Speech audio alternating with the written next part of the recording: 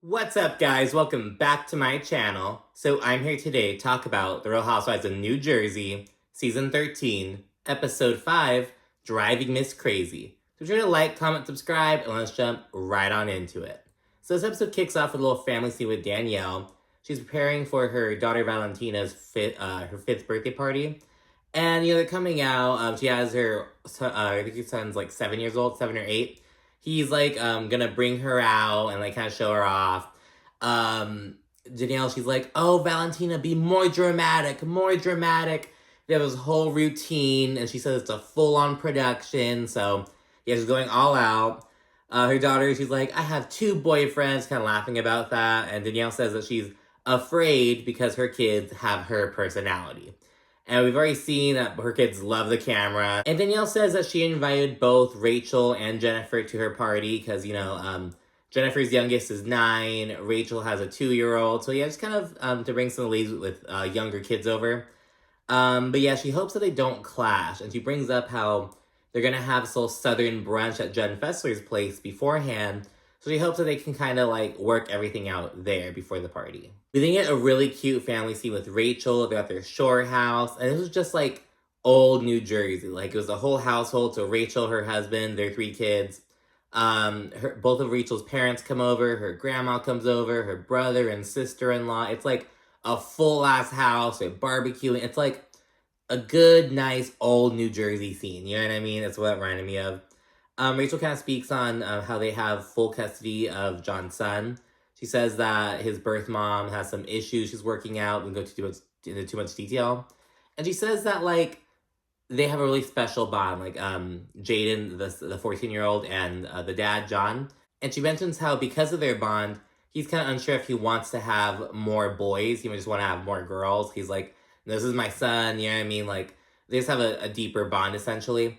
So that's what she kind of brings up real quickly. We then get Melissa with Antonia teaching her how to drive. And oh my god, it reminded me of how fucking stressful learning how to drive. Like, oh my god. Like, I haven't had to teach anyone how to drive yet, but it's like, oh my gosh. Like, I can only imagine how stressful that must be. Melissa then, she asks Antonia not to hold any grudges against Teresa. She acknowledges how, like, look, and they're gonna see stuff online, read things. But she just says, even if you see your dad upset about a sister, don't hold a grudge against Zia Teresa, or your cousins, blah, blah, blah. And she tells Antonia to never fall out with her brothers, because family's everything. That's kind of Melissa's route. Then we see Teresa with Gia and Milania. They're going to kind of try on some more wedding dresses. She says at her first wedding to Joe Giudice, she was, like, very hands-on, very particular. It was, like, Shakespeare in Love themed, because when the movie came out. But now she has a wedding planner, and she's like, I love it. So stress-free. So she's doing that, and then the designer comes through, and they chat about Teresa getting a custom veil. At first, she wants, like, the veil just have some, like, hearts on it and shit, but then she's like, how about siempre, I'm gonna say it wrong, siempre insieme, like, always together. So she wants to get that to, like, honor her parents, and she gets really emotional. She did wind up getting that. And so, yeah, they get kind of playing that. It's a really sweet scene. Teresa reflects on her girls and Louis, and she talks about how, like, once Joe went away, Milania took it the hardest. She was Joe Giudice's baby. But she's, like, excelling in school, and she sees Louis kind of rubbing off on the girls, and it's just, like, a really good family dynamic, you know what I mean? So she's kind of talking about that for a bit. And Teresa then asked the girls if Melissa chatted with them at her housewarming party. And Gia was like, oh, it was just kind of high and by. And on Twitter, there was, like, this one user who was like, I can't believe that she said it was just high and by. Like, it was, like, Melissa talked to Gia and Gabriella more than just high and by.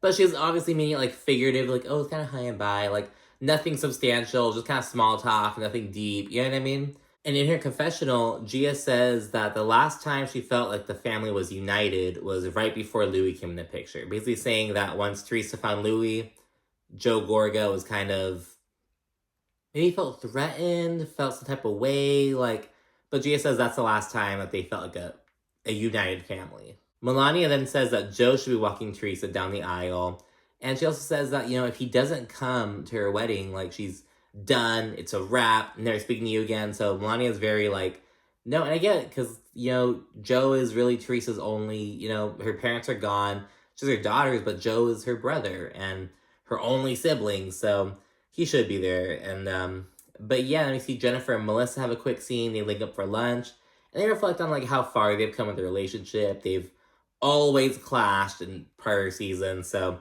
they're kind of starting a good friendship now, at least this season at this point. Jennifer then mentions that, she and Bill, they're not really fighting about the infidelity shit. It's mainly about the kids, like we saw in the previous episode. And she then proceeds to mention her stuff with Margaret. And Melissa says, and remember, Melissa and Margaret are very good friends. And Melissa and Jennifer are like kind of building a friendship. But she says that, Margaret doesn't give Jennifer as many passes as she'll give other people. Melissa says that. And Jen then says that Marge has a pattern of going through friends like water, but she acts like all holier than thou. So Jennifer's basically saying that Margaret tries to act better than everyone else, but she has some serious issues going on. And she brings up how, she fell out with her childhood best friend. She fell out with Danielle. She fell out with Siggy. And those are only the things that we know on the show. Who knows behind the scenes and shit. But I'm like, I don't know if she's like Crystal, being dropped by fucking 19 friends, but yeah. Jennifer then tells Melissa that Laura, Margaret's best friend, they've known each other since they were like little kids, how she told her that Margaret encourages Melissa to leave Joe, says that, you can leave Joe and get a basketball player, or a baseball player, excuse me. And so she brings that up and she says, is it true that Margaret tries to tell you to leave Joe? And Melissa clarifies, she's like, look, it was when Joe and I were having a rough patch, and Marge is basically hyping her up. You know what I mean? Like, oh, girl, like, if you wanted to, you can get this guy, that guy. Like, girl, like, even if you do, like, split up with him, like, you got your own shit going on. Like, just hyping her up, being a good friend here, essentially. So Melissa clarifies that. But regardless, Jen says that Margaret is dangerous. And it's interesting because that's the exact same word that Margaret used to describe Jennifer. So it's some, like, real recognizes real, dangerous recognizes dangerous type shit. But yeah, then we see Jen Fessler. She's setting up for her little southern brunch. So she isn't really good with anything domestic at all. She's kind of learning more about the newbies. People begin arriving. Margaret says she needs surgery on her wrist now because she fell in the first episode at the little roller skating party. It's not healing well. She was kind of using her arm for things, and so she needs surgery now. She's really bummed about that. Melissa then tells Margaret about what happened with her sit down with Jennifer, about how Jen told her that, I hear that Margaret encourages you to leave Joe, blah, blah, blah. And Margaret says, that's what real friends do. Real friends are going to hype you up when you're, like, in your moment of need, essentially. And she said Jennifer is pathetic, obsessed, and embarrassing. They then begin chatting about the upcoming party that Danielle, who's not here yet, she's throwing for her daughter Valentina. And Margaret brings up Danielle's Instagram, says something like, she's totally different from her Instagram because she's really, like, out there and kooky, but she's like really sweet and chill. Yeah, I mean, kind of contrasting how she comes off on Instagram versus how she comes off like in real life. And Melissa says that Danielle's brother doesn't talk to her over Instagram shit. And it's news to all the ladies, like, oh my god, it's terrible. Like, there must be more to the story. Danielle then rolls in, and there's some small talk going on before Melissa straight up asks, so have you spoken to your brother at all? And I thought Danielle was gonna be like, what the fuck, like in a confessional at least, but she wasn't. She explained, you're like, oh, no, I haven't. People at the table then begin asking what's up. Danielle says it was over her blocking him on Instagram.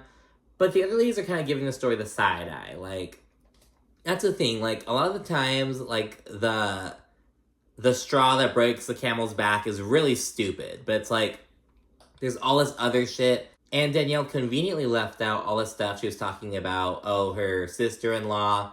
About she feels like they're keeping them apart. Because I'm sure that plays a role into it. Her relationship with the sister-in-law. I'm not saying the sister-in-law's keeping them apart, but just saying like that may be a reason why the brother is kind of anti-Danielle right now. You know what I mean?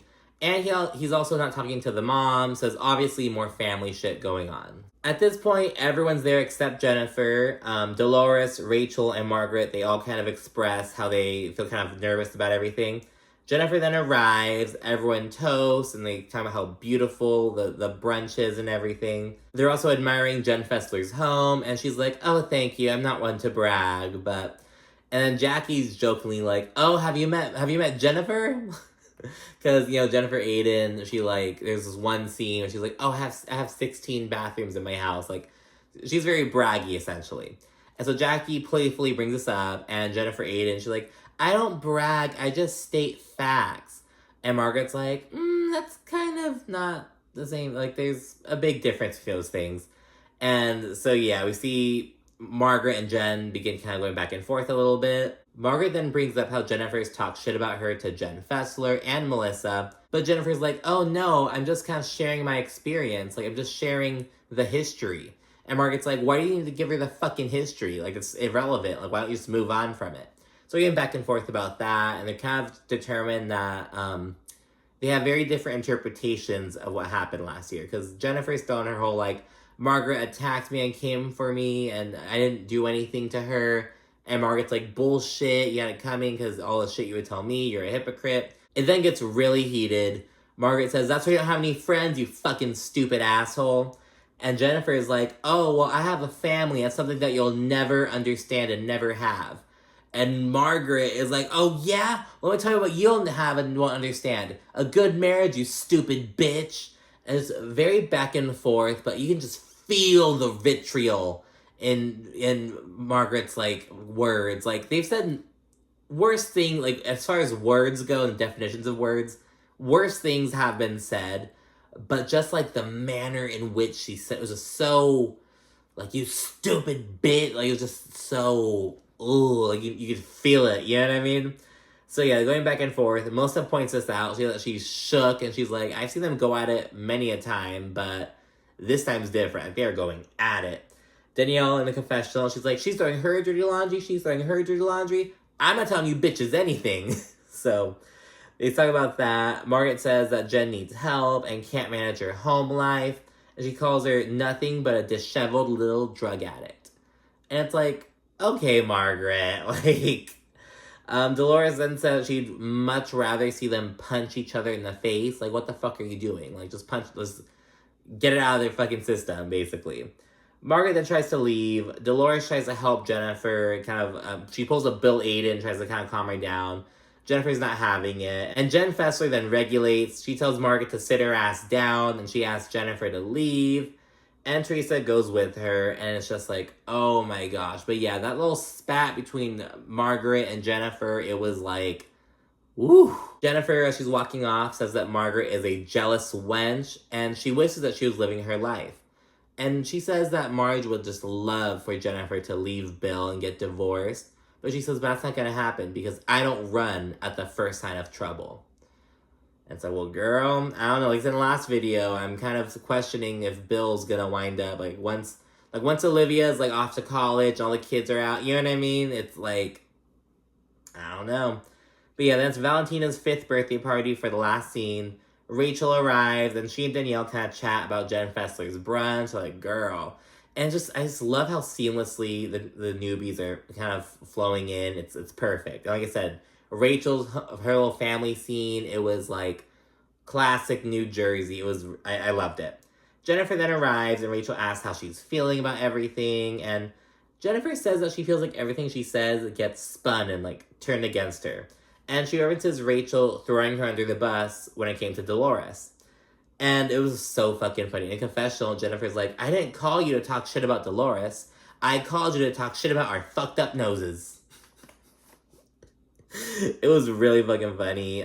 Jennifer says that Rachel's kind of sneaky and she has to chat a little bit. And she says that how, she's only giving history. But because she's giving history, it doesn't mean that she's still upset about it. She's just still talking about shit. And she says something like, you still talk about the war after it happened. You know what I mean? Just kind of acknowledging that it happened.